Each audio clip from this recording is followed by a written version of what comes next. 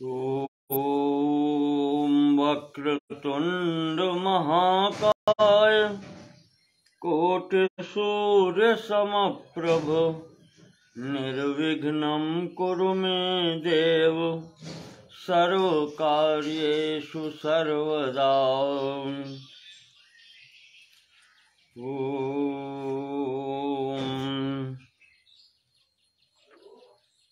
वेणुवादनशीलाय गोपालाय हिमर्दिने कालिन्दीकूललीलाय लोलकुण्डलधारिणे वल्लवीनयनाम्भोजमालिने नृत्यशालिने नमः प्रणतपालाय श्रीकृष्णाय वयं नुमः। श्रीकृष्णाय वयं नुमः।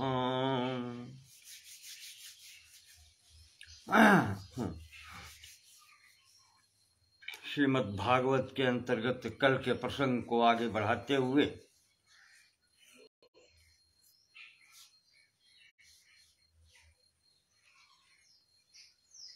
प्रथम स्कंद के 9वें अध्याय में पहुंचते हैं।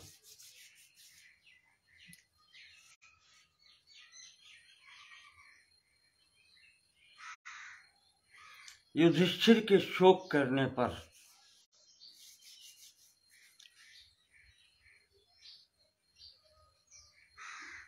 कि मेरे कारण इस महाभारत के युद्ध में इतनी हत्याएं हुई हैं, एक जीव की हत्या का तो प्रायश्चित नहीं हो पाता, जहां 1 अरब 66 करोड़ वीरगति को प्राप्त हुआ है। 24,000 से अधिक अलक्षित हैं, अर्थात इनका पता नहीं चला। ये सब उसी में आप मृत समझ ले तो वो कहते हैं कि मुझे शांति नहीं मिल रही है। इस स्थिति में तो मुझे भी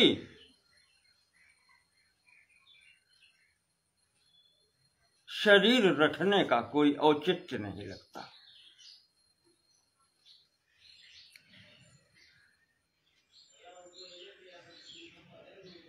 जिस कीचड़ से कीचड़ धोया नहीं जा सकता, इसी प्रकार से अब हम किसी प्रकार का कर्म क्यों न करें, उससे पिछला किया हुआ युद्ध क्षेत्र में भीषण कर्म ये धोया नहीं जा सकता। ये फल तो भोगना ही होगा। कितनी भी हम यज्ञ कर लें, कुछ भी कर लें, उससे उस पाप का निवारण नहीं हो सकता।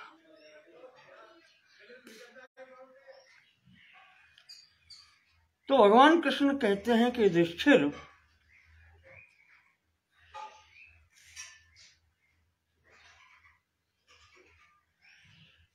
तुम अपने को बहुत बड़ा विद्वान समझते हो। मेरी बतलाई हुई बात तुम्हारे समझ में नहीं आती।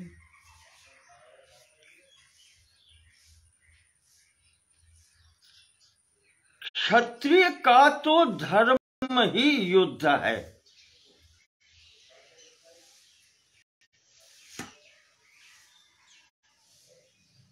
क्षत्रिय का सहज धर्म युद्ध है।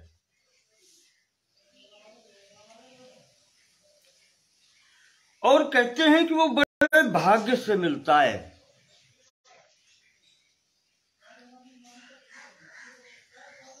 युद्ध क्षेत्र में वीर गति पाए हुए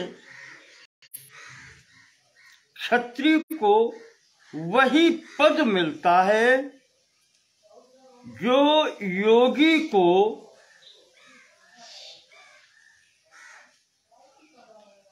योग मार्ग से समाधि के द्वारा फल मिलता है।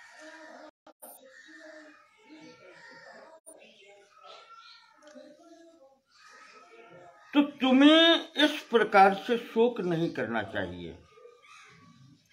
तुमने कुछ भी ऐसा नहीं किया है कि जिसके कारण तुम्हें शोक हो रहा है। क्षत्रिय का सहज स्वभाव है शौर्यं तेजो धृतिर्दाक्ष्यं युद्धे चाप्य पलायनम दानम ईश्वर भावश्च क्षात्रम कर्म स्वभावजम। श्रीमद् भगवद गीता 18वें अध्याय में अर्जुन को बताते हुए कहा है कि क्षत्रिय का सहज स्वभाव क्या है और वो उसी के अनुसार कर्म करता है। तो इसमें कोई पाप नहीं है। अपने कर्तव्य कर्म का पालन करना उससे कोई पाप नहीं लगता है, क्योंकि यूं ही कहा है कि स्वे स्वे कर्मण्यभिरतः संसिद्धिं लभते नरः। कोई भी व्यक्ति हो अपने कर्तव्यों का पालन करते हुए, जो विहित कर्तव्य है उसका पालन करते हुए उसको अभीष्ट सिद्धि की प्राप्ति हो जाती है। संसिद्धिम लभते नरः।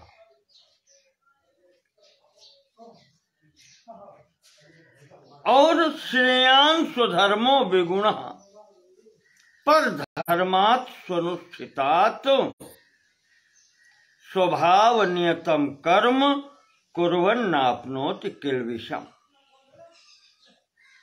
युधिष्ठिर, अपने धर्म का पालन करना भले ही वो कितना ही दोषपूर्ण क्यों न हो,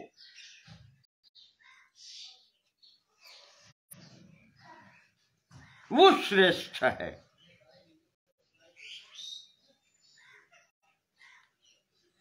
और वो करना ही चाहिए।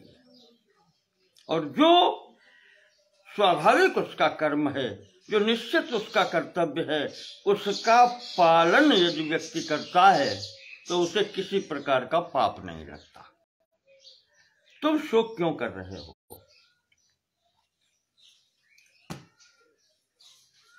इस प्रकार से समझाने के बाद में कहते हैं कि युधिष्ठिर अभी पितामह जीवित हैं।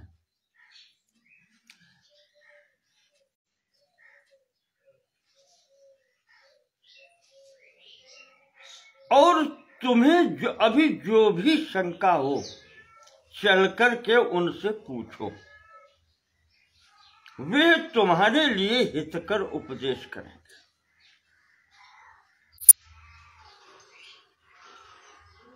और उसके अनुसार तुम कार्य करो, अन्यथा उनके जाने के बाद में फिर कोई ऐसा बतलाने वाला नहीं मिलेगा।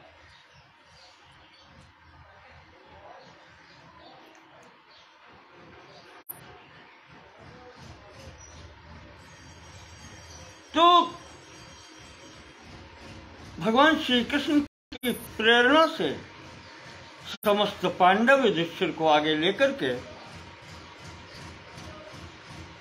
जहां रण क्षेत्र में, कुरुक्षेत्र में पितामह भीष्म शरशैया पर थे, वहीं सब पहुंचते हैं।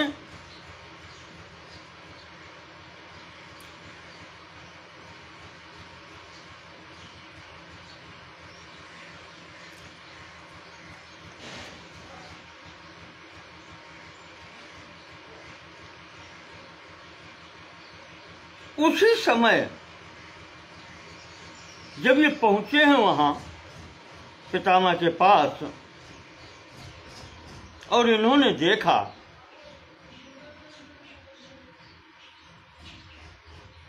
दृष्ट्वा निपतितं भूमौ दिवश्च्युतमिवामरम्,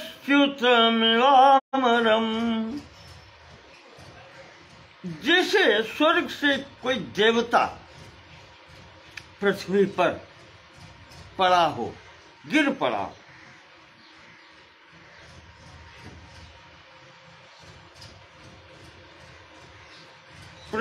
प्रणेमुः पांडवा भीष्मं सानुगाः सह चक्रिणाम्।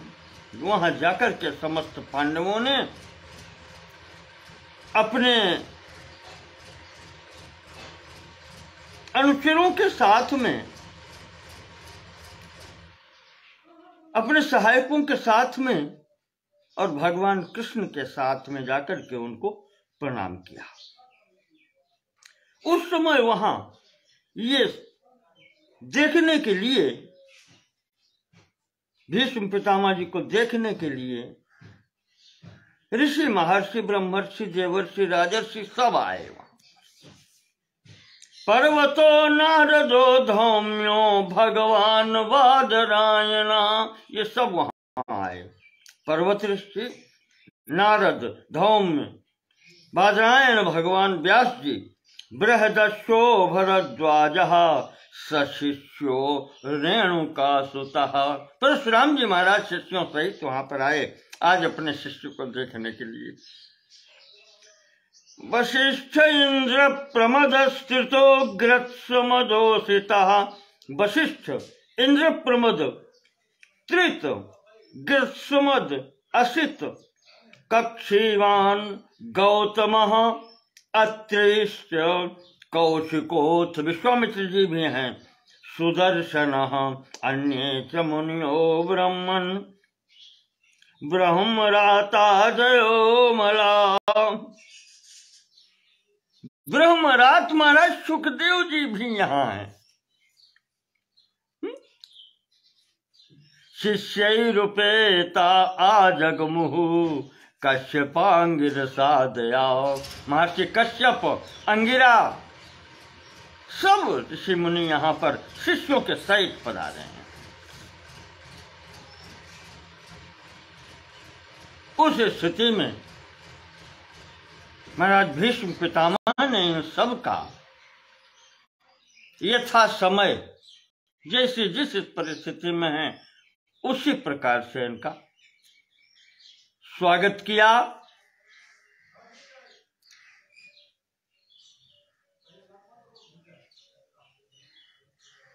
सामने कृष्णं च तत्प्रभावज्ञ आसीनं जगदीश्वरं हृदिस्थं पूजयामास माययोपात विग्रहम। महाराज भीष्म जी ने आज भगवान वासुदेव की आंतरिक मन में मानसिक पूजा की, और जो बाहर खड़े हैं माया उपात विग्रहम, जो भगवान अपनी माया के द्वारा शरीर बना करके समक्ष दर्शन दे रहे हैं, उनका स्वागत सत्कार किया। दोनों जगह पूजा हो गई, बाहरी पूजा भी और आंतरिक पूजा भी। आज पितामह युधिष्ठिर की ओर देख करके कहते हैं, युधिष्ठिर,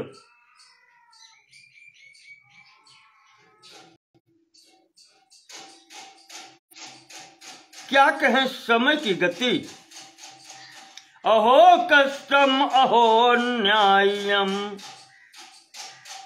यदि यूयम धर्मनंदना। धर्मनंदना बड़े भाई का नाम लेकर के बहुवचन में प्रयोग कर दिया, भाइयों सहित धर्मराज को कर दिया। तुम सब धर्म का पालन करने वाले हो,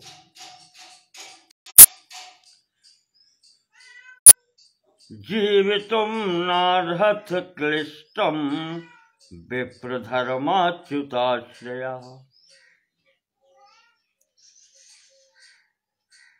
तुम लोगों ने कभी सदैव ब्राह्मणों का आश्रय लिया, उनके मार्गदर्शन में चले, धर्म का पालन किया।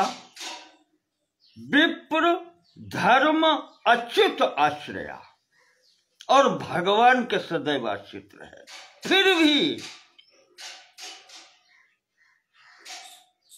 फिर भी इतना कष्ट उठाया।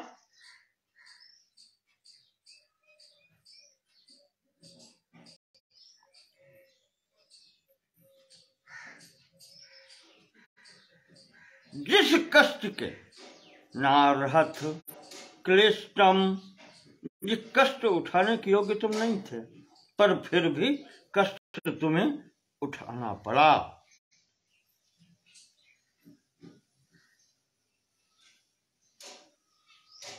पांडु के मृत्यु के समय तुम सब बाल अवस्था में थे, माता कुंती के साथ।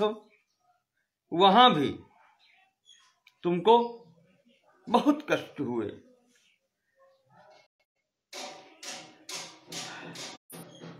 कुंती ने तुम्हारे पालन पोषण में बहुत कष्ट उठाया, बहुत कष्ट उठाया। क्या करें युधिष्ठिर, सर्वम काल कृतम मन्ये। युधिष्ठिर, इसमें किसी का दोष नहीं है। समय बहुत बलवान होता है, और मैं तो यही मानता हूं कि संपूर्ण लोक ही ये भगवान काल के अधीन है, जैसा चाहते हैं वैसा कराते हैं। सर्वम काल कृतम मन्ये भवताम च यद प्रियम। तुम्हें जो लोगों को जो कष्ट उठाने पड़े, ये दैवीय प्रेरणा है। चाहे इसको प्रारब्ध कहें और चाहे ये काल की गति कहें। सपालो यद वशे लोको वायोरिव घनावली।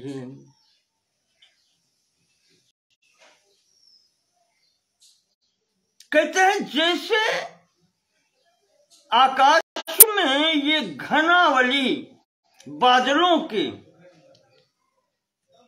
बादल जो आकाश में होते हैं ये वायु के आश्रित होते हैं। वायु जैसा जिसको जहां ले जाना चाहता है, मेघों को वो ले जाता है, उनका अपना कोई वश नहीं होता। इसी प्रकार से जो भगवान का काल स्वरूप है, वो जिससे जो कुछ भी करवाना चाहता है वो उससे कराता है, उसमें किसी का कोई बस नहीं है। कहते हैं सपालो यद वशो लोके, मनुष्य ही नहीं, ये लोकपाल जितने कहे जाते हैं, इंद्रादि देवता सरीखे, ये सब उसी के बस में है।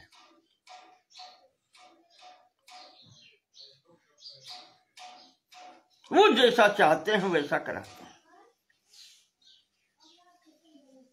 अगर ऐसा न होता युधिष्ठिर, तो विचार करो, यत्र धर्म सुतो राजा, जहां पर साक्षात धर्म का पुत्र तुम्हारे जैसा राजा हो, गदा पाणिर्वृकोदरा, और भीम जैसा गदाधारी योद्धा हो, कृष्णोस्त्री गांडीवम चापम, कृष्ण यहां अर्जुन के, अर्जुन जैसा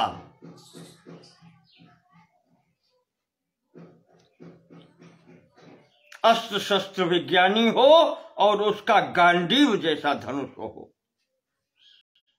और सोहरत कृष्ण ततो विपत, और जिसका सुहृद शुभ चिंतक कृष्ण जैसा व्यक्तित्व हो, जो स्वयं में भगवान कहे जाते हैं, और फिर भी विपत्तियां आए, कैसे हो सकता है?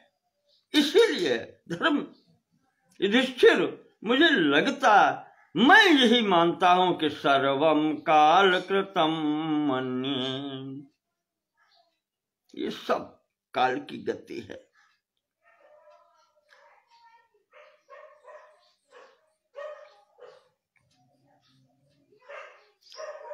न यस्य कर्चिद् राजन् पुमान् वेद विधित्सितम्, ये जो काल है इसकी गति को आज तक कोई जान नहीं पाया।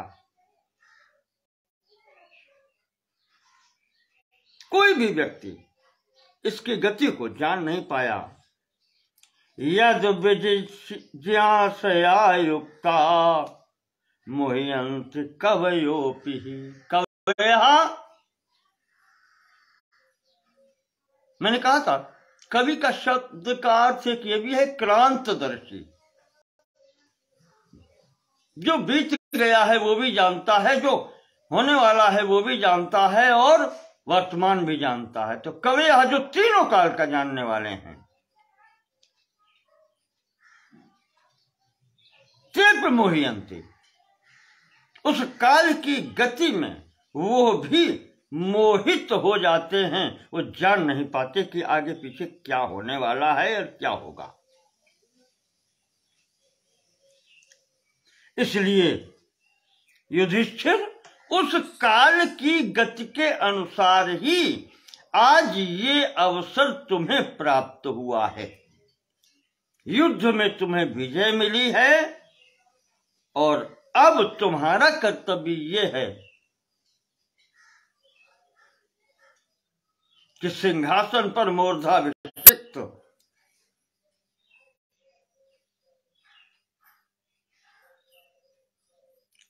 राजा के रूप में अपने कर्तव्यों का पालन करो। तस्मादिदं दैव तंत्रम, ये दैव तंत्र है, इसे कोई हिला नहीं सकता, मिटा नहीं सकता। तो दैव के द्वारा जो प्राप्त है, व्यवस्य भरतर्षभो, उसी का अनुसरण करो। वही निश्चित समझ करके तस्यानुविहितो नाथा नाथ पाहि प्रजा प्रभु, उसी के अनुसार जो तुम्हें कर्तव्य कर्म सौंपा गया है, ये जो समस्त प्रजा अनाथ हो गई है, उसके रक्षक बनकर, उसके नाथ बनकर अब प्रजा का पालन करो।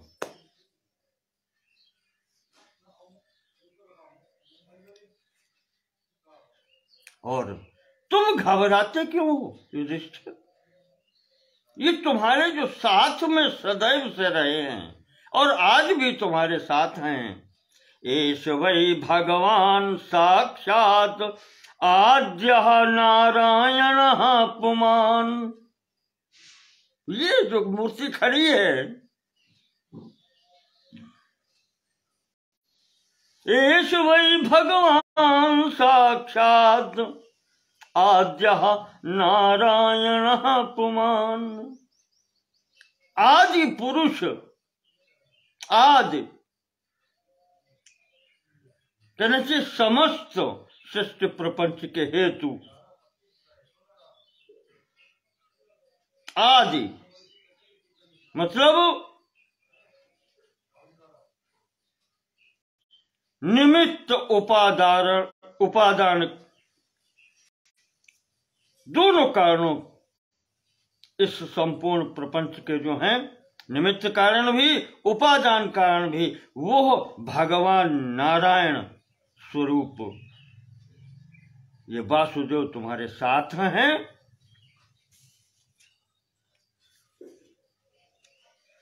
ये सब इनकी ही माया है। मोहयन माया लोकम, ये अपनी माया से संपूर्ण लोकों को मोहित करके गूढ़श्चरत वृष्णेषु, आज यह वृष्णि वंश में गोपनीय रूप से विचरण कर रहे हैं, छिपकर रह रहे हैं।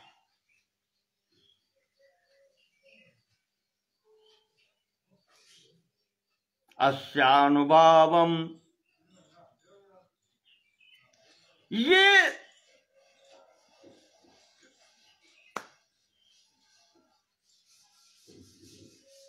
अस्यानुभावम भगवान वेद गुह्यतमं शिवः, इनका प्रभाव जो है हर व्यक्ति नहीं जान पाता। कहते भगवान शंकर, देवर्षि नारद, देवर्षि नारद साक्षात भगवान कपिलो नृप, भगवान शंकर, देवर्षि नारद, भगवान कपिल आदि यही लोग इनको जानते हैं। यन मन से मातुलेयम, युधिष्ठिर तुम जिनको मामा का पुत्र मानते हो, मातुलेय मातुल पुत्र जिनको तुम मानते हो, मामा के लड़के, प्रियम मित्रम जिनको तुम अत्यंत प्रिय मानते हो, जिनको तुम मित्र मानते हो, सुहृतमम अपना सर्वोत्तम हितकारी अपना तुम जिनको मानते हो, अकरो सचिवम दूतम सौहृदादथ सारथिम, और इन्होंने भी अपने उसी भाव से तुम्हारा साथ निभा दिया, तुम्हारे लिए क्या क्या नहीं किया, तुम्हारे सचिव बने,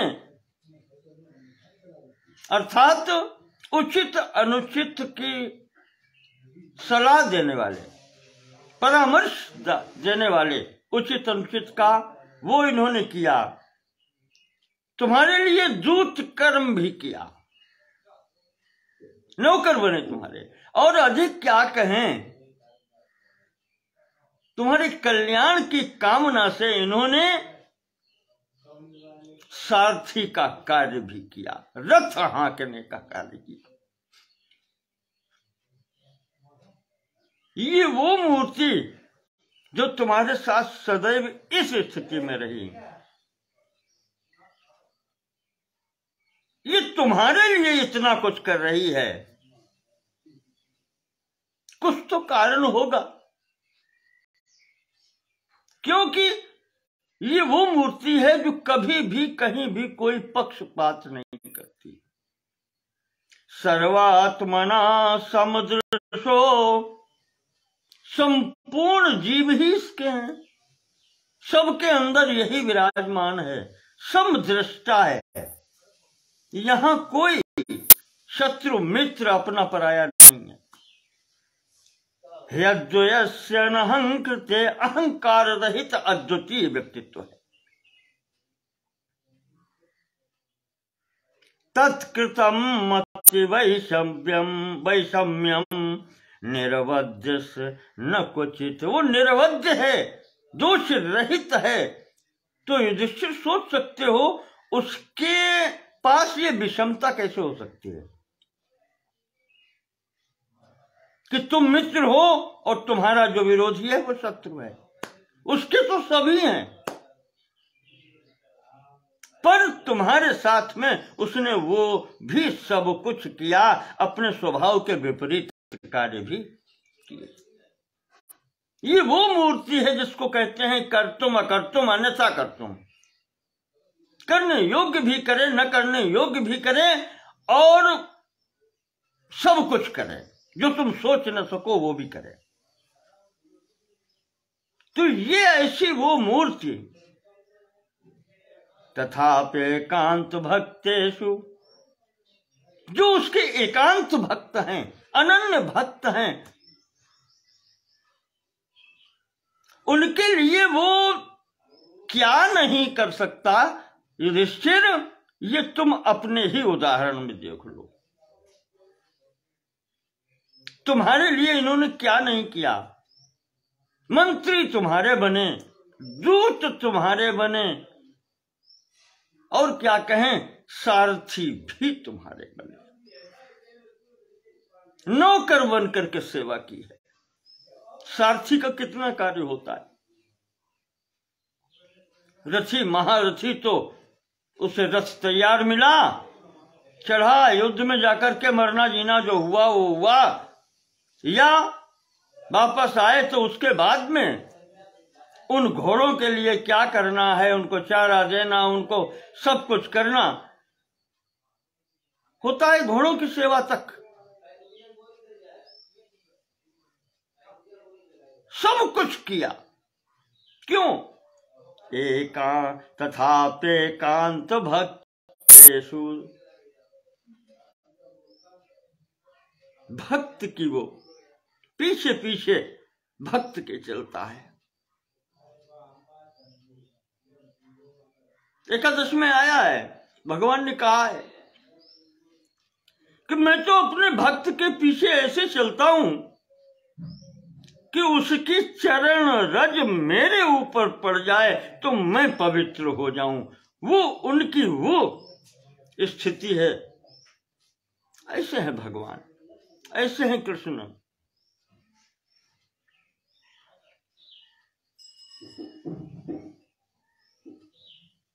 तो अपने भक्त के लिए भगवान क्या नहीं करते।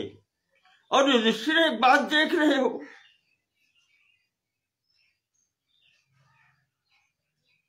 आज मेरा भी यहां पर अंतिम दिन है, चलने का समय है, तो स्वयं ही चलकर अंतिम दर्शन देने के लिए आ गए। क्यों? जन्म जन्म मुनि जतन कराही, अंत राम कही आवत नाही। वो यत्न करते हैं, नहीं आते हैं। और युधिष्ठिर देखो, यहां मुझे अंतिम समय पर स्वयं चलकर के दर्शन देने आ गए हैं। तथापेकांत भक्तेषु पश्य भूपानुकंपितम। अनुकंपा देखो, पश्य भूप, राजा का संबोधन कर दिया है युधिष्ठिर के लिए। राजन युधिष्ठिर देखो, आज उनकी कृपा, उनकी अनुकंपा, यन्मे सों त्यजतः साक्षात कृष्णो दर्शन मांगता। जब मैं प्राणों का त्याग करने जा रहा हूं, यन्मे असों त्यजतः, जान लिया कि आज प्राण त्याग करेंगे, तो स्वयं चल करके साक्षात कृष्ण दर्शनम आगता।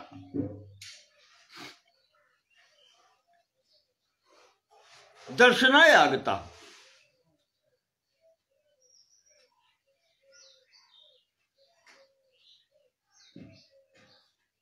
या दर्शन देने के लिए आ गए हैं।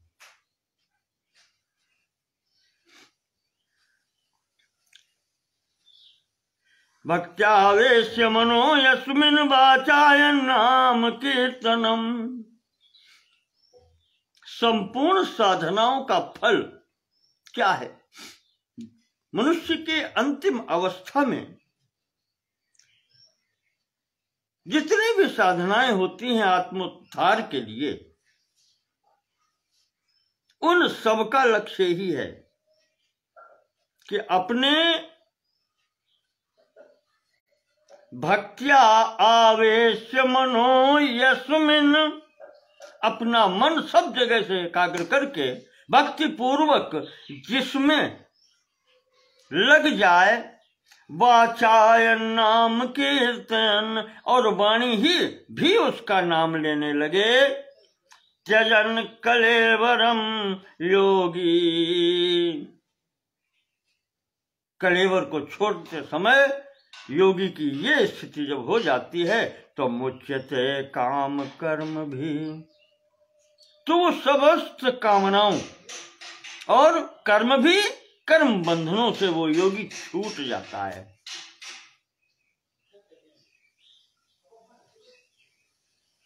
जिस परमात्मा में, जिस ईश्वर में योगी अंतिम अवस्था में इस स्थिति पर पहुंच जाता है, वहां मन एकाग्र करके उनके नाम का स्मरण करते हुए जब शरीर छोड़ता है तो उसके समस्त कामनाएं, उसके समस्त कर्म राशियां समाप्त हो जाती हैं। आज वही सदैव देवो भगवान प्रतीक्षताम, आज वही देव देव महादेव वासुदेव मेरे समक्ष आ गए हैं। तो अब मेरी भी यही प्रार्थना है कि अब सामने यूं ही खड़े रहे। सदैव देवो भगवान प्रतीक्षताम, भगवान आज उस क्षण की आप प्रतीक्षा करें मेरे समक्ष।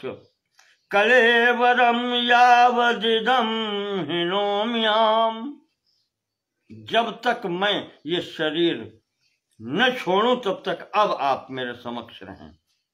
जब तक मेरा ये शरीर छूटे आप मेरे समक्ष ही रहें।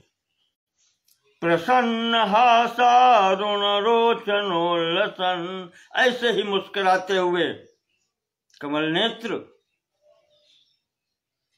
मुखाम्बुजो ध्यान पथस चतुर्भुजा, और चतुर्भुज स्वरूप में मेरे समक्ष रहेंगे।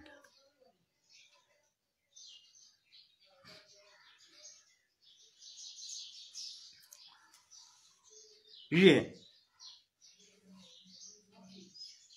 पितामह की अंतिम इच्छा हुई, कहा समक्ष रहे आप।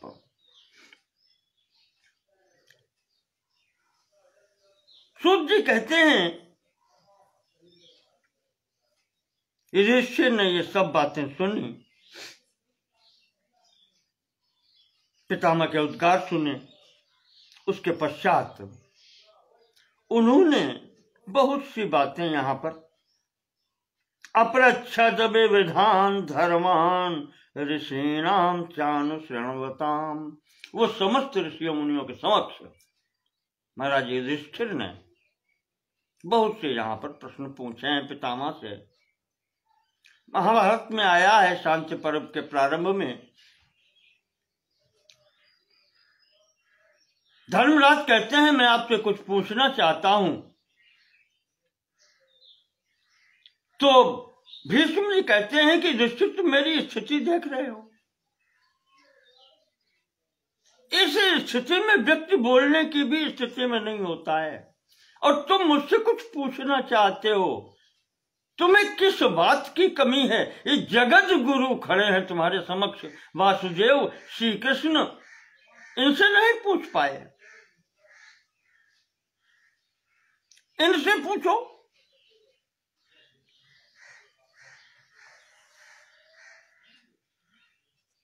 तो वहां भगवान कृष्ण कहते हैं कि पितामह अब आप बताएं, ये आपके पौत्र हैं और ये जो पूछना चाहते हैं इन्हें आप ही ज्ञान दें। तो भीष्म जी कहते हैं कृष्ण तुम भी ऐसा कहते हो, तुम्हारे होते हुए भी मैं कुछ बोलूं और मेरी ये दशा है।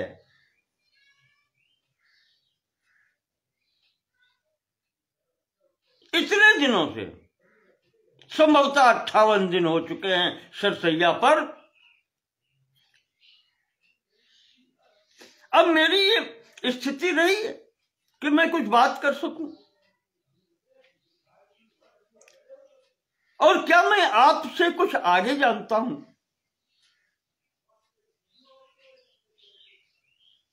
तो भगवान ने कृष्ण जी ने बहुत अच्छा उत्तर दिया है। कहा है, पितामह आपने मुझे सम्मान दिया, आप मुझे ईश्वर कह रहे हैं, चलो मानता हूं। तो आज फिर मेरी आज्ञा का पालन होगा। भक्त और भगवान के बीच की बात है। कहते हैं, पितामह वैसे तो मैं भी आपका पौत्र, जैसे ये वैसे मैं, पर आपने मुझे जो इतना सम्मान दिया है तो ठीक है, आपकी वाणी में लेता हूं। पितामह ये बतलाओ कि सूर्य अगर ये इतना प्रकाश दे रहा है, इतनी ऊष्मा दे रहा है जिससे प्राणी जीवित हैं, तो इसमें सूर्य की विशेषता क्या है?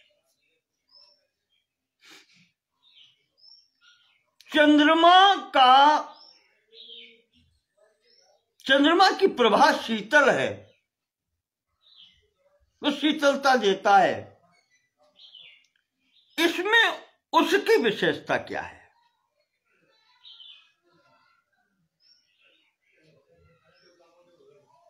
शीतांशुश्चंद्रहितयुक्ते लोके को विस्मयिष्यति। शांति पर्व में,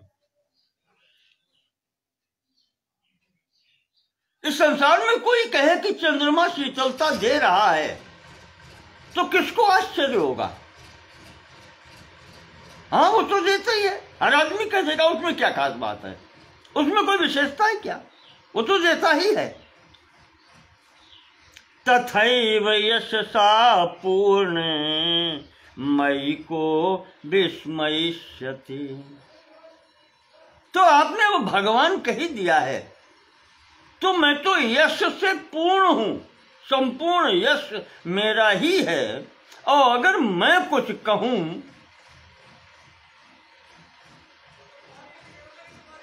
तो क्या आश्चर्य की बात है? उसमें कौन क्या, विस्मय की कोई बात ही नहीं।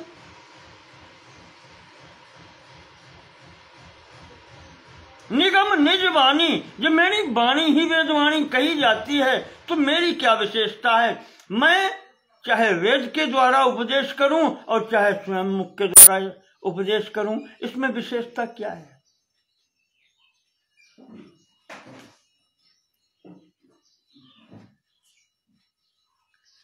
इसलिए पितामह, यदि आपने मुझे ईश्वर बना ही दिया है और आप अपने को भक्त मानते हैं,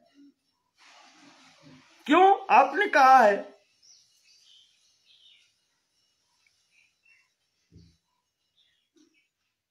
तथापि एकांत भक्तेषु पश्य भूपानुकंपितुम। अपने को आपने एकांत भक्त कहा है, अनन्य भक्त कहा है। युधिष्ठिर से अभी कहा है, यन में असों त्यजता साक्षात कृष्णो दर्शन मांगता। जब मैं दर्शन देने आ ही गया, आप भक्त हैं ही, तो आज अब मेरी इच्छा है कि भीष्म जी, ये संपूर्ण यश मैं आपको देना चाहता हूं।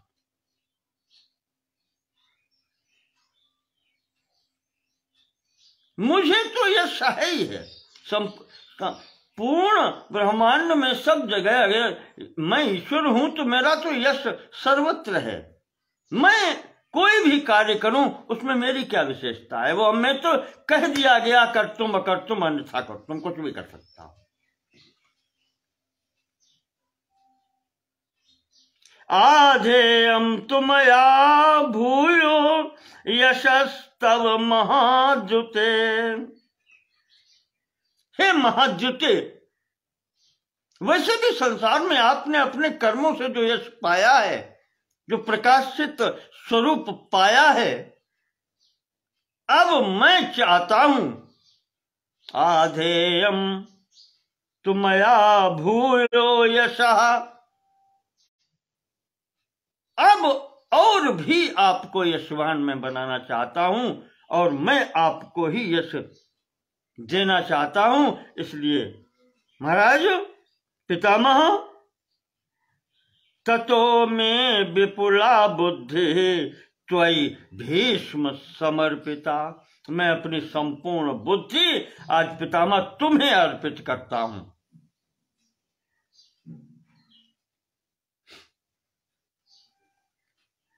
आज धर्मराज युधिष्ठिर के द्वारा पूछे जाने वाले प्रश्नों के उत्तर में जो कुछ भी आप कहेंगे वो वेद वाक्य के समान संपूर्ण सृष्टि में, संपूर्ण प्राणियों में मान्य होगा।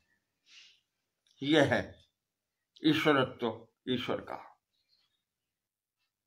निगम निज वाणी, जिनकी वाणी वेद वाक्य है और वो घोषणा कर रही है कि भीष्म जी आज आप जो कुछ भी कहेंगे वो वेद वाणी के समान संसार में मानी जाएगी। मैं समर्थन करता हूं।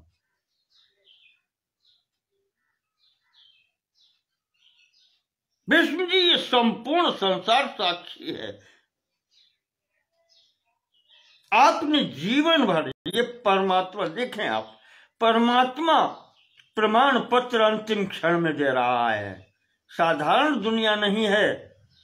कहते हैं भीष्म जी आपने जीवन में कभी कोई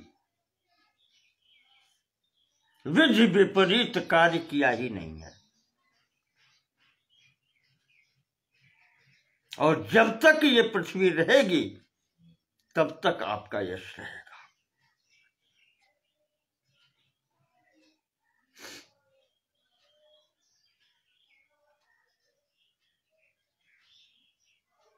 ये मेरा कहीं आशीर्वाद है या मैं ये वरदान देता हूं कि आपको शरीर संबंधी कोई कष्ट नहीं होगा अंतिम क्षण तक, चाहे जितने ये बाण लगे रहें। बस आप इनको उपदेश कीजिए। आज मैं नहीं बोलूंगा, पितामह आज युधिष्ठिर को आप ही बतलाएंगे।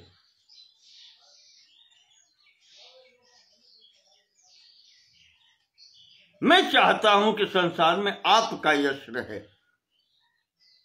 मुझे कोई कामना नहीं है। मैं तो वैसे ही ऐश्वर्य से समग्र से 6 गुण तो ईश्वर के वैसे ही हैं।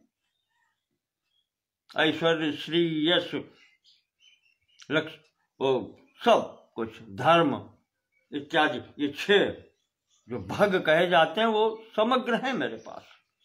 मैं आज आपको वो देना चाहता हूं। ये कहा तो यहां पर धर्मराज के पूछने पर उन्होंने सब कुछ बतलाया है। श्रीमद् महाभारत में शांति पर्व 365 अध्याय, 365 सर्ग और उधर अनुशासन पर्व, संभवतः उसमें भी 169 या इस प्रकार से सर्ग हैं। 500 साढ़े 500 सर्गों में ये जो उपदेश है पितामह का, ये आज भी विधि वाक्य है। और इसमें जो कुछ भी युधिष्ठिर ने पूछा है,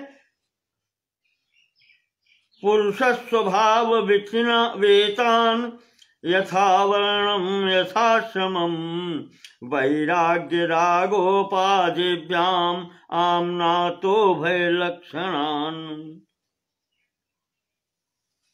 वर्ण और आश्रम के धर्म ये बतलाए हैं।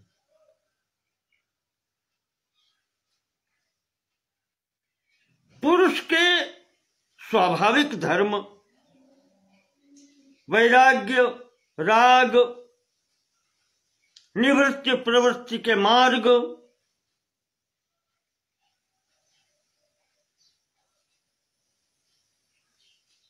ये सब दान धर्मान राजधर्मान मोक्ष धर्मान विभागशः। दान धर्म, राजधर्म, मोक्ष धर्म। दान धर्म का मतलब दान के संबंध में जितनी बातें होती हैं वो सब। राजधर्म, राजा को क्या क्या करना चाहिए, क्या स्थिति राजा की, उससे संबंधित प्रत्येक कार्य की। मोक्ष धर्मान, मुक्ति कैसे प्राप्त हो, जितने भी मार्ग हैं सब बतलाए हैं यहां पर विभाग सा। स्त्री धर्मान भगवत धर्मान, स्त्रियों का क्या धर्म है और भगवत धर्म, भगवान की ओर चलने का, भगवान को प्राप्त करने का कौन कौन से मार्ग हैं, क्या विधियां हैं, ये सब यहां पर विस्तार से महाराज जी ने बताई हैं। समास अभ्यास योग्यता, यथोचित रूप से सब बतलाई यहां पर। धर्मार्थ काम मोक्षांश सहोपायान यथा मुने, चारों पुरुषार्थों के संबंध में धर्म अर्थ काम मोक्ष उनके उपायों सहित नानाख्याने इतिहासेषु वर्णयामास तत्त्ववितो, नाना प्रकार के उपाख्यान कहानियों के सहित कोई बात बताते समय आवश्यकता हुई तो उनसे संबंधित कथाओं को भी सुनाया है और उनसे शिक्षा दी है। इस प्रकार से यहां पर सब कुछ उन्होंने उपदेश दिया है। इसके बाद में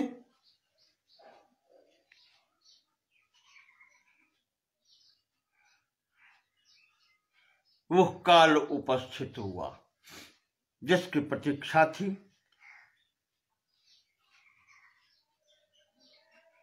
धर्मं प्रवदतस्तस्य सकालः प्रति उपस्थितः, वो काल उपस्थित हो गया। कौन सा? जिसकी उन्हें प्रतीक्षा थी। उन्होंने कहा था कि उत्तरायण जब होंगे सूर्य तभी शरीर छोड़ेंगे, तो यो योगिनः छंद मृत्योर्वांछितः तु उत्तरायण, जिस समय योगी लोग शरीर छोड़ने का उचित समय समझते हैं वो समय आ गया। उत्तरायण सूर्य आ गए।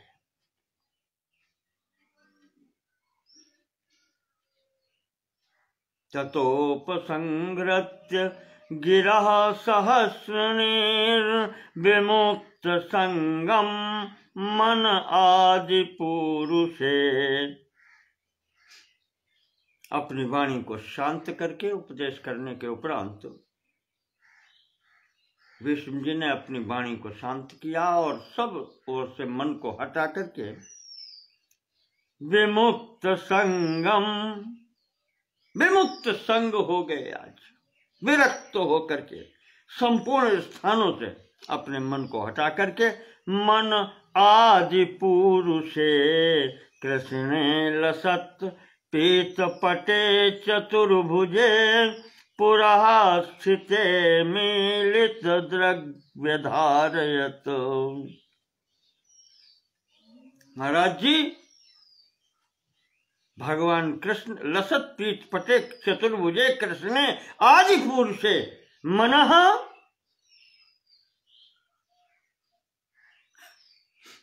विधारयत, उनमें ही अपना मन लगा दिया। भगवान ने जो पीठ पट चतुर्भुज स्वरूप में समक्ष खड़े थे, सब स्थानों से अपने मन को एकाग्र करके उनमें ही समर्पित कर दिया। और यहाँ पर महाराज जी ने बहुत सुंदर स्तुति की है।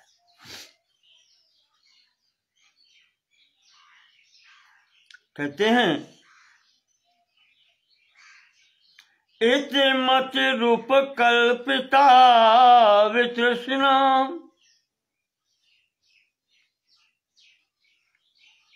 भगवती सात्वत पुंगवे विभूम्नि स्वसुखम उपगते क्वचिद विहर्तुम प्रकृतिमुपेयुषि यद भव प्रवाह।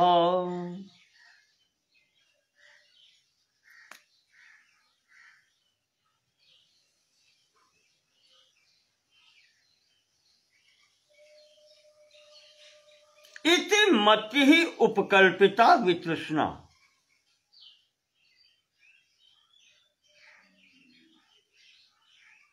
मैंने अपनी बुद्धि को अब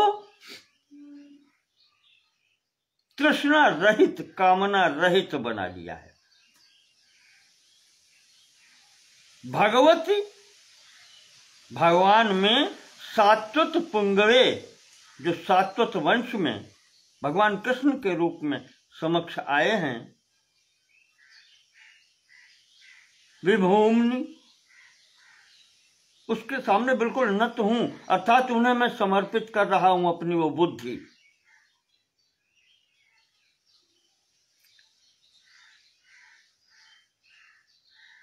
स्वसुखम उपगते क्वचिद विहर्तुम प्रकृतिमुपेयुषि यद भव प्रवाह। ये भगवान कैसे हैं? स्वसुखम उपगते, अपने जो सुख स्वरूप में सदैव रहते हुए भी क्वचिद विहर्तुम, कभी कभी विहार करने की इच्छा से, लीला करने की इच्छा से, प्रकृतिम उपेयुषि, अपनी प्रकृति को उपेयुषि लेकर के, स्वीकार करके, यद भव प्रवाह, इच्छा होती है जब विहार करने की, लीला करने की, तो प्रकृति को स्वीकार करके इस भव प्रवाह में आ जाते हैं। क्यों? इसीलिए कि यह सृष्टि चक्र चलता रहे।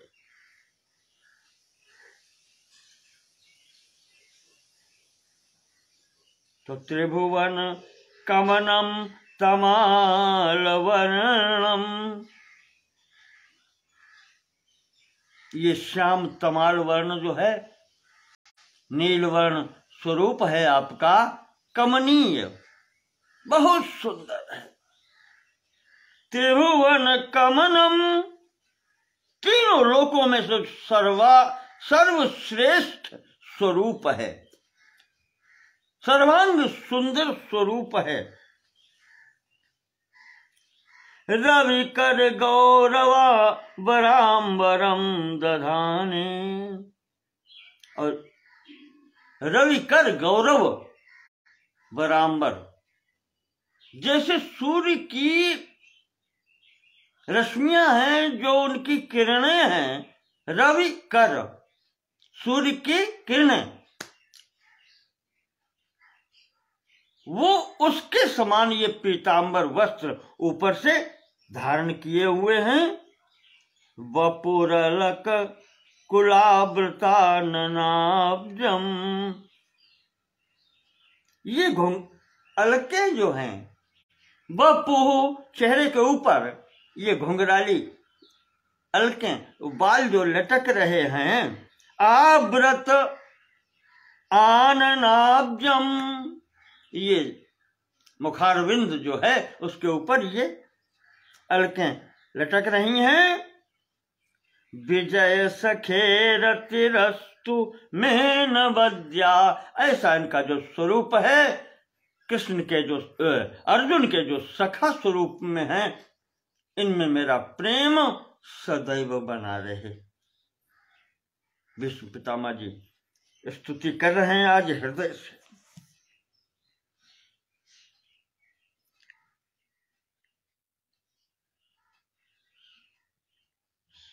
कहते हैं कि जो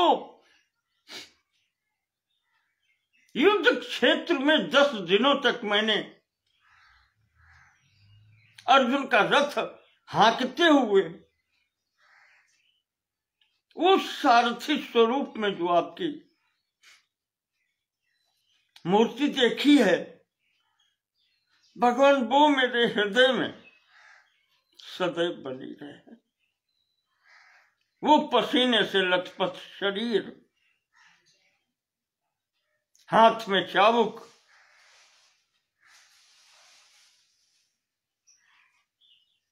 घोड़ों के रास हाथ में, कभी कभी पीछे मुड़ करके अर्जुन से बात करते हुए।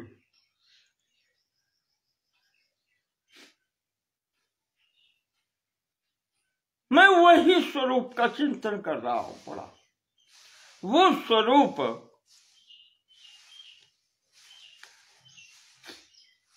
मेरे हृदय से कभी विस्मृत न हो।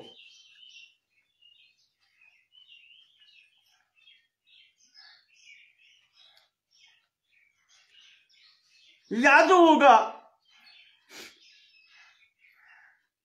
प्रभु आपको, आपने अर्जुन का साथ देते समय प्रतिज्ञा की थी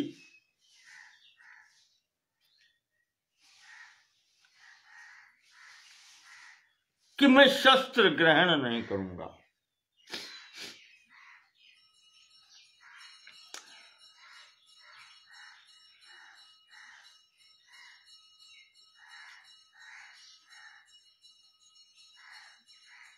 मेरे 10 दिन के युद्ध काल में 2 बार स्थिति बनी।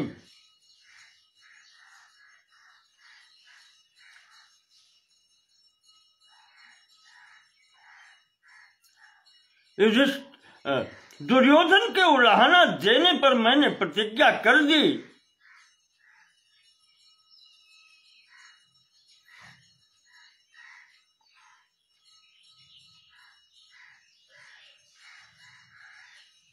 तो आपने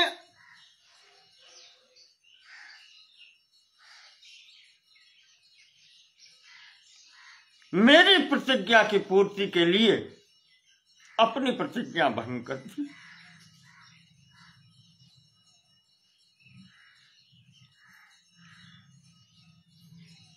संसार में न देखा न सुना कभी आप जैसा श्रेष्ठ पुरुष जो सृष्टि संचालक है, सृष्टि नियामक है,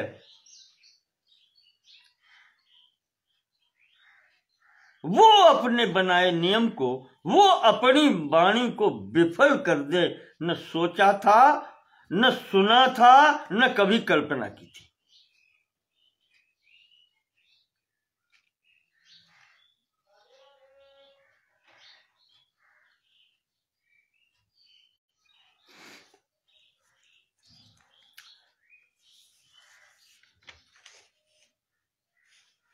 बहुत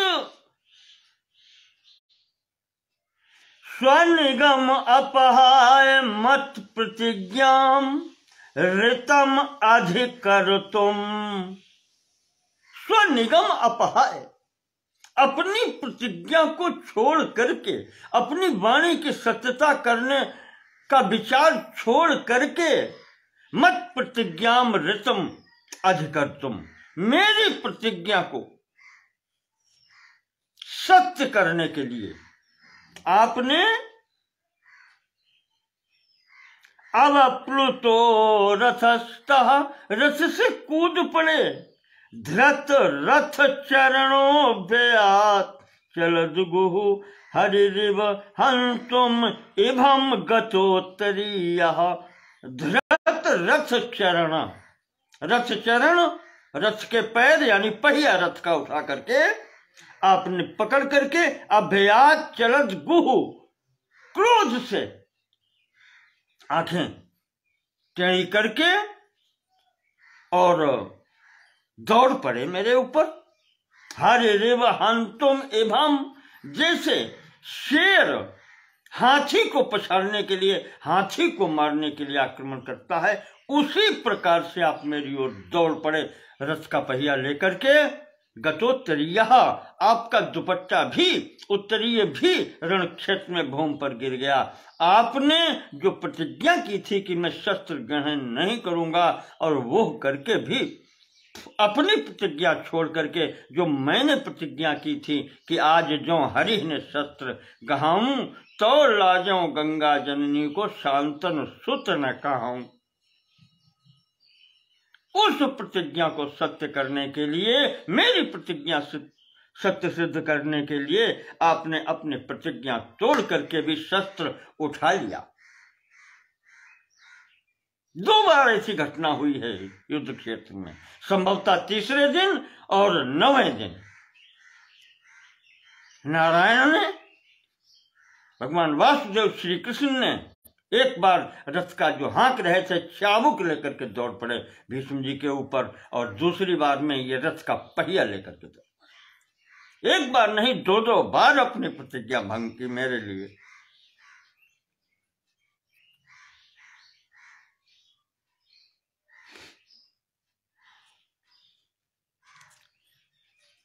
भीष्म जी कहते हैं कि आपने ये भी विचार नहीं किया कि हमारी अपनी प्रतिज्ञा जो भंग हो जाएगी उसमें अपयश मिलेगा मुझे,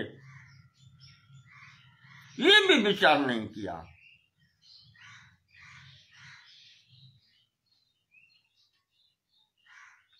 स्वनिगम अपहाय मत प्रतिज्ञाम ऋतम अधिकर तुम,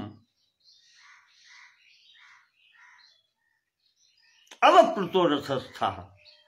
मेरी प्रतिज्ञा को सत्य सिद्ध करने के लिए रथ से कूद करके, और कोई शस्त्र नहीं मिला तो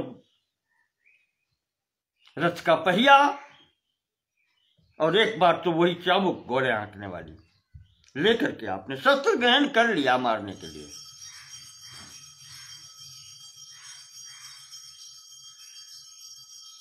मैंने आपका वो स्वरूप भी देखा जो मेरे जैसे आक्ताई ने आपको बाणों से, आप युद्ध नहीं कर रहे थे, आप शस्त्र नहीं ले रहे थे, आप सारथी थे, रथ हाँक रहे थे, और मेरे जैसे आक्ताई ने आपके संपूर्ण शरीर को बाणों से बेच दिया, बांध दिया, छेद दिया पूरे शरीर में बाणों से। आपने उसका भी मुझसे कोई बदला ही नहीं लिया। मेरे जैसा आतताई कोई दंड भी मुझे नहीं दिया।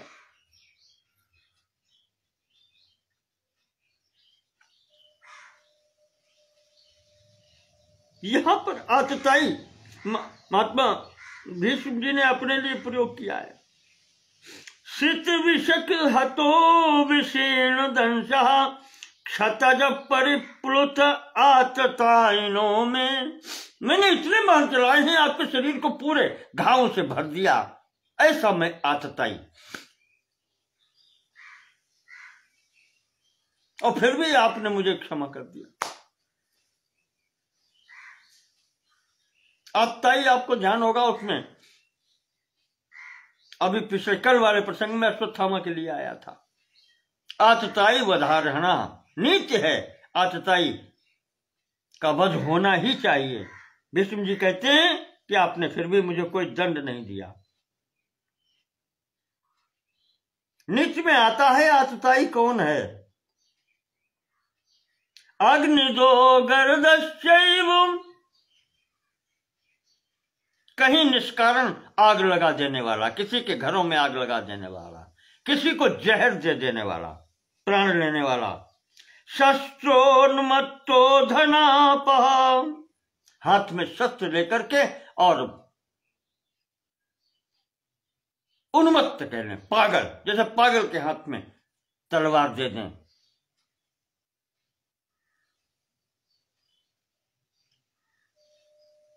किसी के भी प्राण ले सकता है, ये आतताई है। धनापह, जहां मिल जाए धन छीन लेने वाला, चाहे जिसका हो चाहे जैसे हो, ये भी आतताई है। क्षेत्रदार हरस्यैव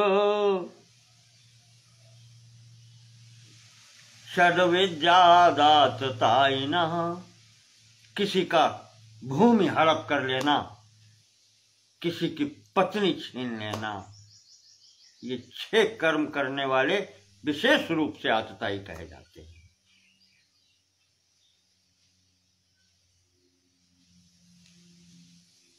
आग लगाने वाला, जहर देने वाला,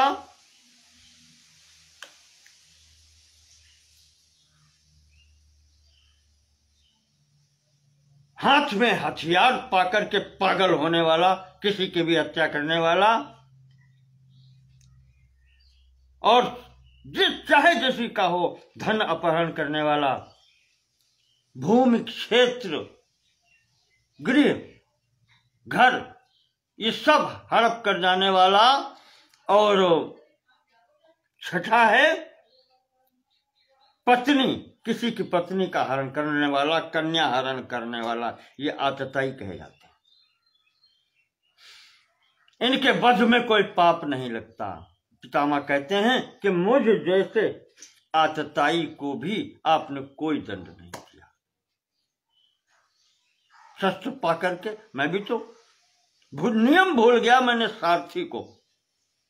आप जो शस्त्र नहीं ले रहे थे, मैंने ही नियम बनाए थे कि जो नहीं युद्ध कर रहा है उस पर प्रहार नहीं होगा, और मैंने किया।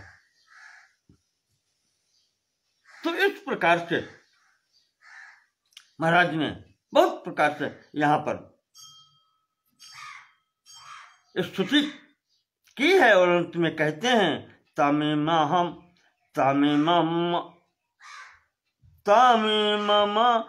हजमजम तम इमम अहम अजम शरीर भाजम हृदय हृदय धिष्ठितम आत्मकल्पितानाम। उस परमात्मा भीष्म जी वहां स्तर में पहुंच रहे हैं कृष्ण से लेकर के, और वो आदि पुरुष परब्रह्म परमात्मा के स्वरूप में कहते हैं जैसे एक ही सूर्य। तम इमम अहम जम शरीर भाजाम हृदय हृदय धिष्ठितम आत्मकल्पिता नाम प्रतिदृशम इव नैकधार्कमेकम न एकधा अर्कम एकम। सूर्य एक ही है, पर वो अनेक भाजाम, अनेक बर्तनों में, जो अनेक शरीर हैं उसमें, शरीर रूपी बर्तन, उसमें अलग अलग प्रतिबिंब स्वरूप में भाषित हो रहा है, पर वो मूल रूप से जो एक शक्ति है वही आप हैं। आप उसी प्रकार से अलग अलग प्रत्येक प्राणी के प्रत्येक शरीर में विद्यमान हैं, और मूल स्वरूप में आप एक ही हैं। समधिगतोस्मि विधूत भेद मोहाम। आज मेरा संपूर्ण विधूत भेद मोहा, मेरा मोह, मेरी भेद दृष्टि समाप्त हो गई है। मैंने आपको पहचान लिया है, मैं आपकी ही शरण में हूं। इस प्रकार से पितामह ने स्तुति की, स्तुति करके एकदम वाणी को शांत किया। तो कृष्ण एवं भगवती मनोवाग दृष्टि वृत्ति भी, मन वाणी दृष्टि सब भगवान के चरणों में अर्पित करके एक टक उन्हें देखते हुए आत्मनि आत्मानम आवेश्य, अपनी संपूर्ण वृत्तियों सहित अपनी आत्मा को परमात्मा में आवेश्य प्रवेश करा दिया। सो अंतः श्वास उपारमत, बस अपनी श्वास वहीं पर रुक गई। इस वर्तमान कलेवर का उन्होंने उपसंहार कर दिया, अपने को परमात्मा में लीन कर दिया। अंतः श्वास उपारमत, श्वास भी रुक गई, रोक दिया, सब शांत हो गया। इस प्रकार से महात्मा भीष्म ने अपना वहां शरीर छोड़ा। का समय मतलब उस समय वो स्थिति हो गई कि चारों तरफ एकदम शांति, पशु पक्षी सब शांत हो गए, कोई बोल नहीं रहा था। जैसे नहीं कहते हैं आजकल चलता है 2 मिनट की शांति, मौन रह करके श्रद्धांजलि अर्पित करें, वही यहां पर सूत जी कहते हैं ऐसा लग रहा था शौनक जी जैसे संपूर्ण सृष्टि आज महात्मा भीष्म को श्रद्धांजलि दे रहे।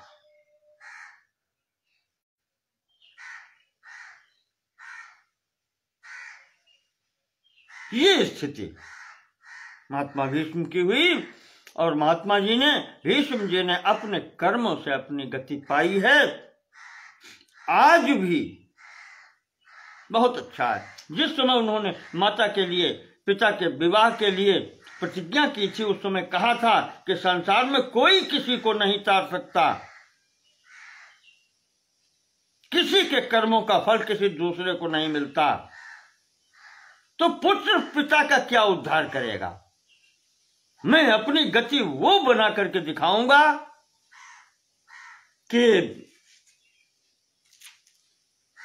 मैं अपना उद्धार अपने स्वयं से करूंगा, मुझे संतान की आवश्यकता नहीं है।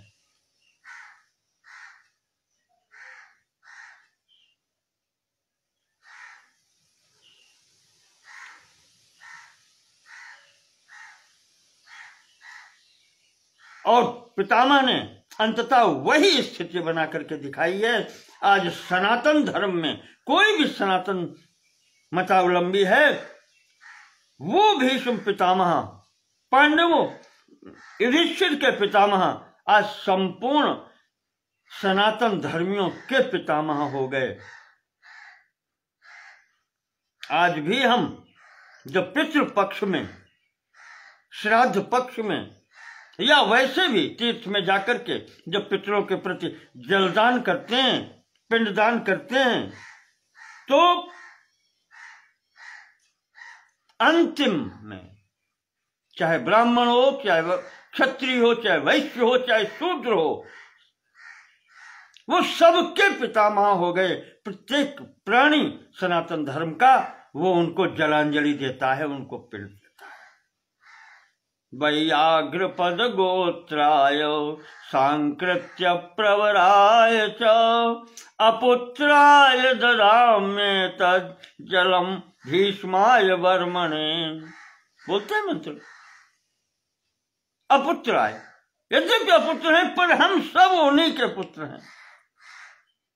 ये संपूर्ण सृष्टि उनका ही पुत्र हो गई, उनके ही वंश का हो गया।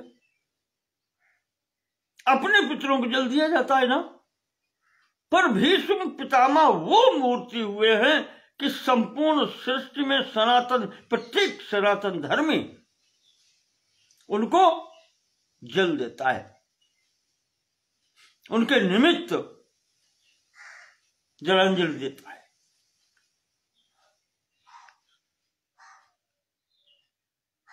तो इस प्रकार से यहां पर भीष्म जी ने अपना शरीर छोड़ा है।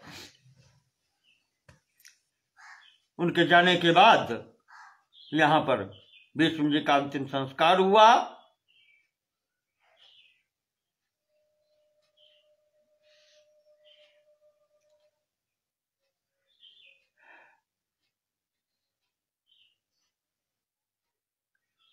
संस्कार करके भगवान को चरणों का आश्रय लेकर के पितामह के उपदेशानुसार आज श्री कृष्ण जी का विशेष स्तर हो गया। तो सूत जी कहते हैं कि भगवान को, श्री कृष्ण को भी हृदय में रख करके ये सब लोग, महात्मा लोग अपने आश्रम को गए और उनके साथ में युधिष्ठिर हस्तिनापुर आए। यहां आकर के उन्होंने पिताश्री, ज्येष्ठ पिता धृतराष्ट्र जी को और माता गांधारी को सांत्वना दी और उनकी आज्ञा से जो उनको राज्य प्राप्त हुआ था उसका शासन किया है।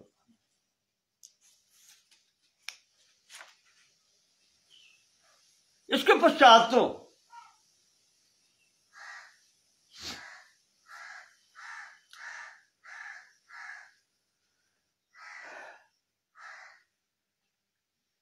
भगवान श्री कृष्ण ने द्वारका जाने की आज्ञा मांगी।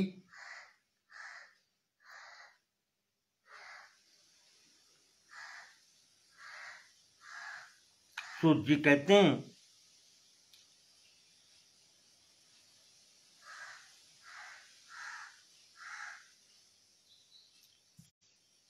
आज्ञा मान करके वहां से आज्ञा लेकर के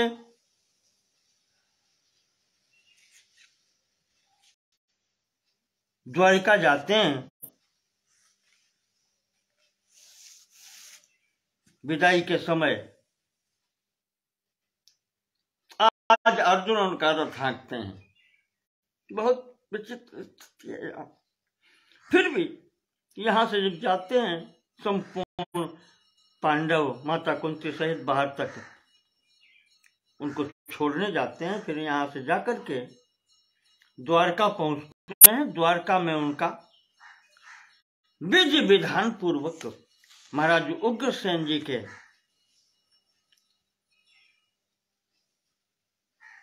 प्रतिनिधित्व में इनका सम्मान होता है।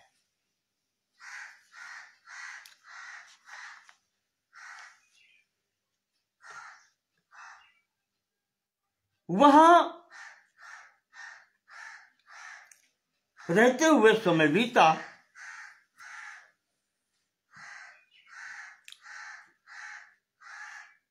महाराज की गृहस्थी बहुत अच्छे ढंग से चली। वहां संपूर्ण 16,108 रानियां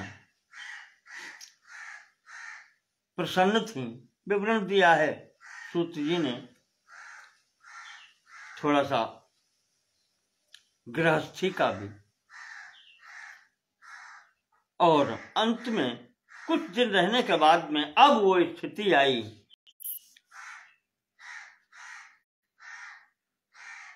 परीक्षित जी के जन्म का समय आया।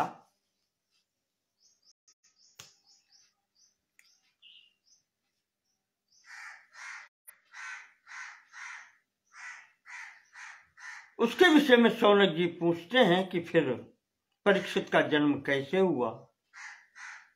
आपने जैसे बताया कि अश्वत्थामा ने ब्रह्मास्त्र छोड़ दिया था और भगवान ने गर्भ में जाकर के उनकी रक्षा की थी। श्रीमद् भागवत में तो इतना ही आया है कि उत्तरा के कहने से भगवान ने उसके गर्भ में जाकर के रक्षा की है। महाभारत में आया है कि ऐसी स्थिति में वो कुंती के मुंह से निकल गया कृष्ण के प्रति कि कृष्ण तुम्हारे रहते अगर आज मेरे वंश का उच्छेद हो जाता है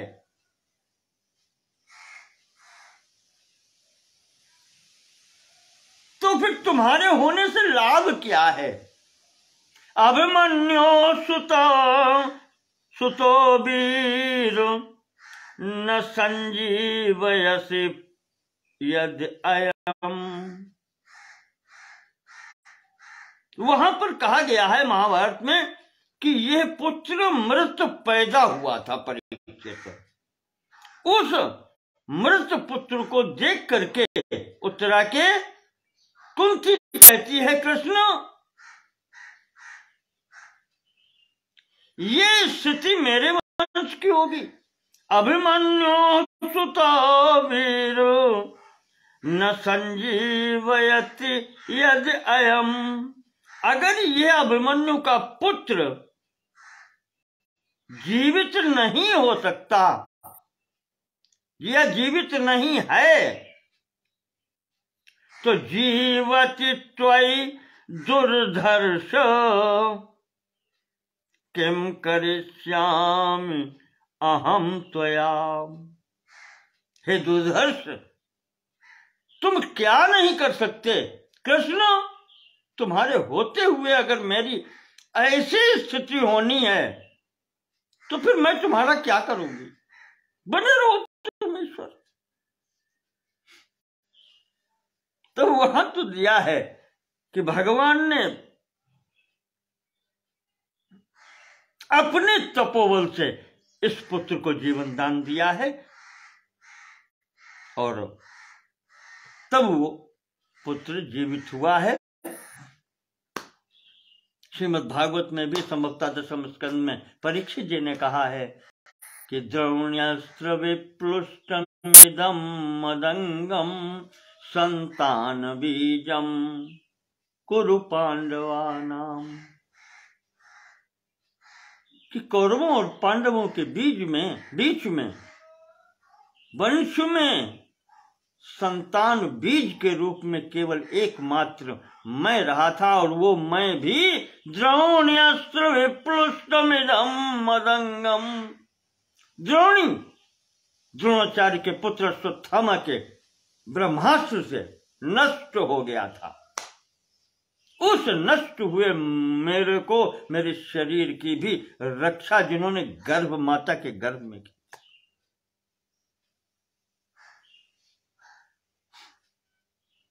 संभवतः कल मेरे मुंह से अश्वत्थामा के स्थान पर द्रोणाचार्य निकल गया था, मुझे कुछ याद आ रहा है। कल इत्तेफाक मैंने वो दोबारा सुना तो मुझे लगा ये। तो द्रोणाचार्य के पुत्र अश्वत्थामा ने जो ब्रह्मास्त्र छोड़ा था, ये परीक्षित जी ने स्वीकार किया है। मेरे जलते हुए शरीर की उन्होंने रक्षा की थी भगवान कृष्ण ने। तो वही यहां पर परीक्षित जी का जन्म होता है। भगवान द्वारका से भेंट आदि लेकर के आते हैं यहां पर। जन्म के समय महाराज युधिष्ठिर ब्राह्मणों से पूछते हैं, जात कर्म संस्कार कराए गए तो पूछते हैं कि महाराज ये हमारे बालक जो है अब यही वंशधर है, ये कैसा होगा, ये आप हमको बताएं अगर आप जानते हो। तो वहां पर जो ऋषि मुनि और ब्राह्मण इस विद्या के जानकार थे, जो भविष्य कथन कर सकते थे, उन्होंने यहां पर परीक्षित के गुणों की चर्चा की है। ये किस प्रकार का होगा, बहुत से गुण बताए हैं। कहते हैं मनु के पुत्र इक्ष्वाक के समान ये प्रजा का पालन करने वाला होगा, राम के समान ब्राह्मण भक्त होगा, सत्य प्रतिज्ञ होगा, राजा शिवी के समान दान देने वाला होगा, शरणागत वत्सल होगा,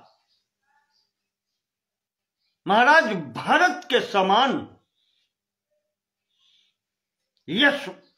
यशस्वी होगा। भारत के नाम से हमारे देश का नाम भारतवर्ष हो गया है। वही स्थिति परीक्षित की है। आज कोई भी व्यक्ति कथा सुनने को अगर बैठता है तो वो परीक्षित ही कहा जाता है। कुछ भी, कोई नाम हो, कहीं हो, आज भी उसको संबोधन कथा का जो मुख्य श्रोता है उसको परीक्षित ही कहा जाता है। यही यश है और क्या है। सहस्त्रबाहु अर्जुन के समान धनुर्धर होगा, पार्थ के समान, अर्जुन के समान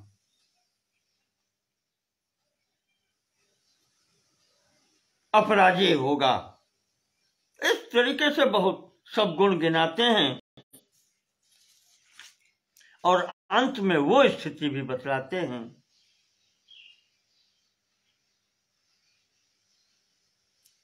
कि आप लोगों के जाने के बाद में कलयुग प्रारंभ होने के स्तर में ब्राह्मण के निमित्त से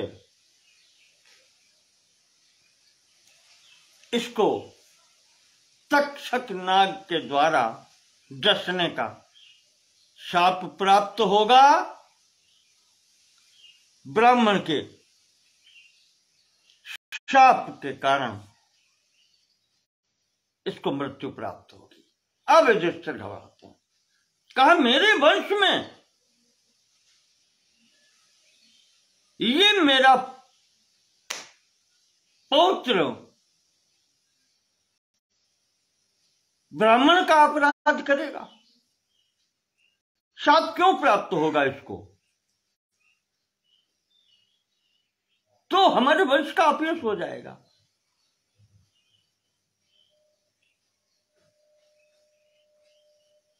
तो वो कहते हैं ब्राह्मण कि महाराज काल की गति है, उस पर आप चिंता मत करो,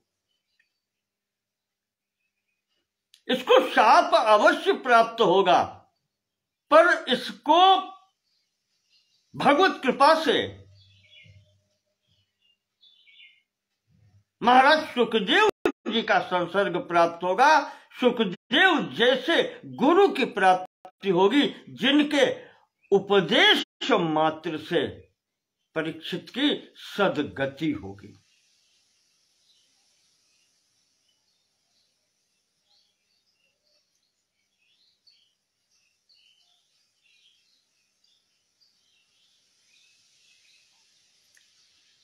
ये स्थिति जब ब्राह्मणों ने बतलाई,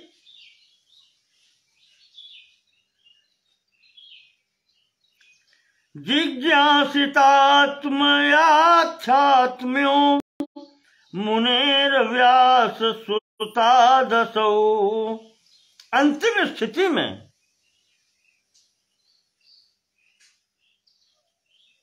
जिज्ञासित आत्म याथात्म्यो,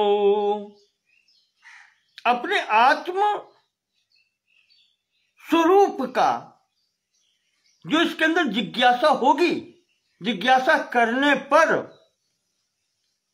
मुनेर व्यास सुतादसौ, व्यास सुत महात्मा सुखदेव के द्वारा इसे प्राप्त होगा, वो ज्ञान इसको प्राप्त होगा।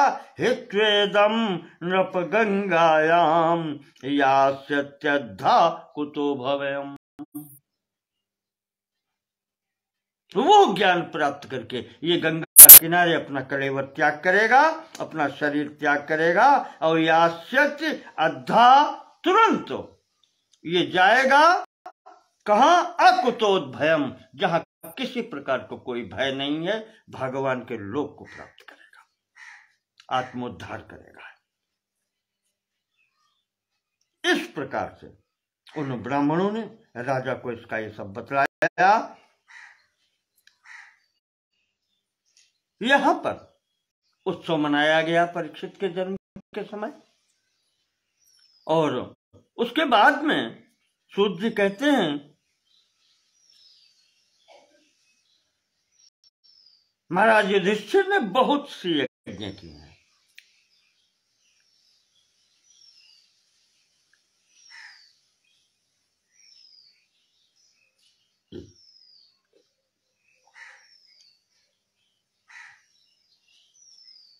सोचा कि अश्वमेध यज्ञ किया जाए। अब वो खजाना वो सब देखते हैं, कहते हैं इसमें तो सब ये प्रजा का है, मेरा क्या है? तब यहां पर भगवान कृष्ण की प्रेरणा से धर्मराज को बताया गया कि प्राचीन काल में उत्तर दिशा में हिमालय के क्षेत्र में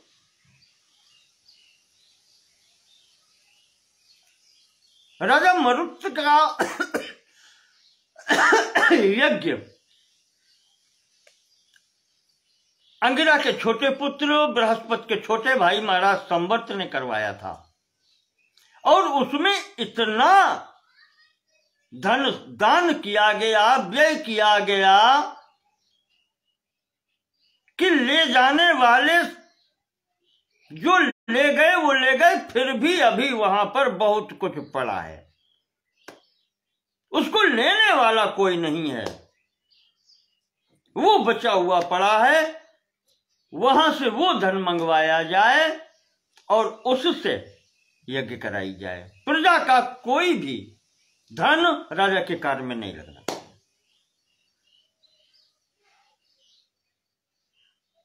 वो उपाय किया गया। वहां जाते समय महाराज को एक निर्देश दिया गया कि यज्ञावशिष्ट भाग, दक्ष की यज्ञ से आपको याद होगा, जहां पर दक्ष का सिर कटा था वीरभद्र ने, उस यज्ञ में यह निर्णय हुआ था कि यज्ञ में जो अवशेष सामग्री इत्यादि होती है वो शंकर जी का भाग निश्चित किया गया था। तो यहां पर यह कहा गया है कि वहां जाकर के शिव जी की आराधना करके और उनकी आज्ञा से वो धन लेकर के आओ, तब यज्ञ की जाएगी। तो इस प्रकार से यही स्थिति हुई। वहां पर अर्जुन लेने गए, वहां पर भगवान की आराधना की, शिव जी की। वही घटना दी है किरातार्जुनीयम इत्यादि की, संभवतः वहीं की है, मुझे याद नहीं है। भगवान शिव ने वहां पर दर्शन दिए हैं किरातवेश में। तब इन्होंने अपनी वहां पर स्थिति रखी कि मुझे यहाँ ये धन चाहिए, आपकी आज्ञा हो तो हम ले जाएं, अब तो ये आपका भाग है। तो भगवान शिव जी ने कहा है ले जाओ, वहां से धन ला करके फिर यहाँ पर अश्वमेधादि की यज्ञ कराई गई। सूत जी कहते हैं यहाँ तो वाजिमेधय स्त्रीभिर्भीतो यज्ञ समयजद हरिम। महाराज ऋषि ने 3 अश्वमेध यज्ञ की हैं भगवान के निमित्त। यहाँ पर 3 अश्वमेध यज्ञ की हैं। इसके बाद में भगवान भी यहाँ पर कहते हैं कई महीनों रहे यहाँ साथ साथ।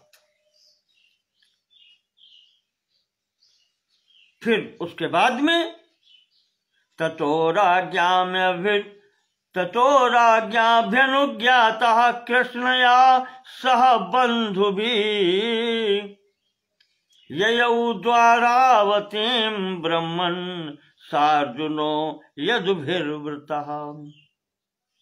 ये संभवतः अंतिम भेंट है। यहां से भगवान, अब परीक्षित जन्म से समय काफी बीत गया है, संक्षिप्त में मैंने आपको बता दिया। यहां से राजा युधिष्ठिर की, द्रौपदी इत्यादि सब की अनुमति लेकर के, अर्जुन को साथ लेकर के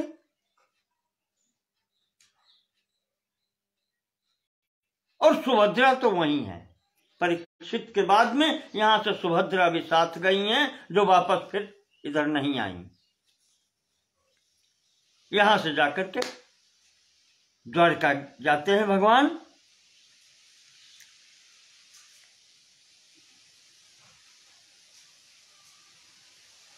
अब संभवतः यही अंतिम स्थिति है। यहां से अर्जुन गए, यही प्रसंग को स्थगित करते हैं, क्योंकि अब कलयुग का प्रवेश होने वाला है।